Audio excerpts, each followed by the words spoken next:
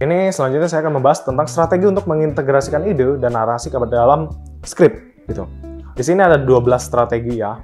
Oke, yang pertama ada pahami tujuan edukasi. Karena sekarang adalah script writing for video learning gitu ya, untuk video pembelajaran. Pahami dulu nih tujuan edukasinya untuk apa, untuk kalangan apa, usia berapa gitu. Jadi nanti konsep skrip, konsep bahasanya, bahasa yang akan dipilih itu sangat menyesuaikan dengan target audiens yang akan kalian tuju gitu ya. Oke, yang kedua ada rancang outline terlebih dahulu. Itu. Jadi sebelum membuat detail script, jadi kalian harus membuat outline-nya dulu nih. Kira-kira mau membahas apa. Nah, nanti ketika outline-nya udah jelas gitu ya, nanti bakal kita mulai ke detail-detail kecil-kecil gitu, masuk ke detail kecil. Nah, selanjutnya adalah kembangkan alur cerita yang kohesif. Alur ceritanya kita harus kembangkan ya ke arah yang lebih kohesif lagi. Nah, ini gunakan narasi sebagai pengantar ide. Nah, jadi misalnya ada sebuah ide gitu ya. Nah, jadi kalian harus antarkan dengan narasi terlebih dahulu. Contohnya ya, seperti yang video pertama kita ya, yang ada narasi Rahul meminjam motor Iin. Nah, itu harus dinarasikan seperti itu ya, supaya penonton lebih paham gitu dengan apa yang akan terjadi. Yang nomor 5, ciptakan analogi dan ilustrasi. Oke.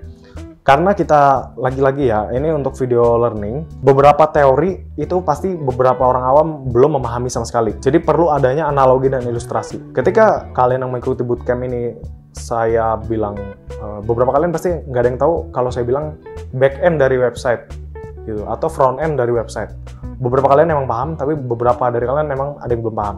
Tapi misalnya saya analogikan, back end itu adalah sebuah dapur dan front end adalah piring yang udah jadi gitu. Kalian akan lebih masuk ya, lebih menangkap cepat. Kalau misalnya back end web, biasanya itu adalah saya analogikan sebagai dapurnya gitu. Kalau front end itu lebih ke piring jadinya gitu. Jadi tampilannya bagus. Nah, selanjutnya adalah pertimbangkan aspek visual. Nah, dalam skrip, kita nggak hanya tulisan aja nih yang perlu diperhatikan. Di video pembelajaran, supaya tidak membosankan, kita perlu pertimbangkan aspek visualnya juga. Gitu, jangan sampai gelap, monoton, dan segala macamnya. Nah, yang ketujuh adalah pilih gaya bahasa yang menarik.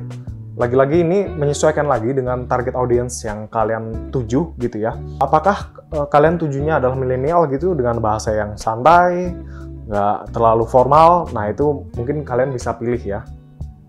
Nah, selanjutnya adalah sesuaikan tingkat kesulitan. Nah, ini di video pembelajaran kita, contohnya adalah bootcamp ini, saya pertemuan 1-8-nya itu adalah tingkat yang basic gitu, untuk pengenalan terlebih dahulu. Baru nanti selanjutnya akan menjadi lebih naik gitu ya level kesulitannya. Jadi kalian harus menyesuaikan tingkat kesulitan pada video tersebut. Gitu. Oke, nah lanjut nomor 9 adalah buat koneksi secara emosional. Gitu. Contohnya kita bisa menggunakan kayak kata-kata, kalau kita ambil dari studi kasus yang video pertemuan pertama, misalnya Rahul sangat kesulitan karena dia ingin ke pasar tapi motornya rusak gitu. Nah, itu kan membuat koneksi emosional nih, misalnya antar penonton dan si talent gitu. Jadi nanti misalnya penonton merasa iba dengan si Rahul, kenapa motor rusak gitu-gitu ya. Dan selanjutnya adalah perhatikan ritme dan pacing. Gitu. Jadi pada script writing, ketika kalian membuat sebuah skrip, kalian harus memperhatikan ritme dan pacing. Gitu. Jadi bedakan ya, misalnya saya ngomong kayak gini. Oke, jadi strategi untuk mengintegrasikan ide dan narasi ke dalam skrip, pahami tujuan edukasi, rancang outline terlebih dahulu. Nah, itu kan ritmenya belum ada. Itu dia flat aja. Jadi itu perhatikan ritme dan pacing. Ya. Lanjut, tambahkan narasi deskriptif. Ya, supaya ya balik lagi karena kita video learning, jadi kita harus menambahkan deskriptif dulu nih untuk menjelaskan outline yang tadi sudah kita buat. Oke, yang terakhir adalah uji kelayakan dengan pengguna.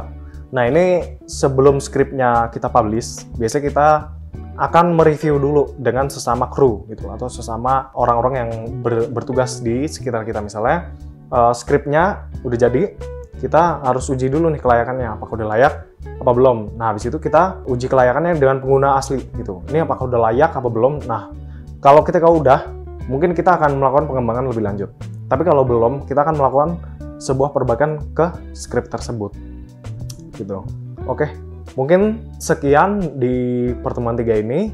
Jika kalian ada yang mau ditanyakan, silakan tanyakan pada sesi live mentoring berikutnya.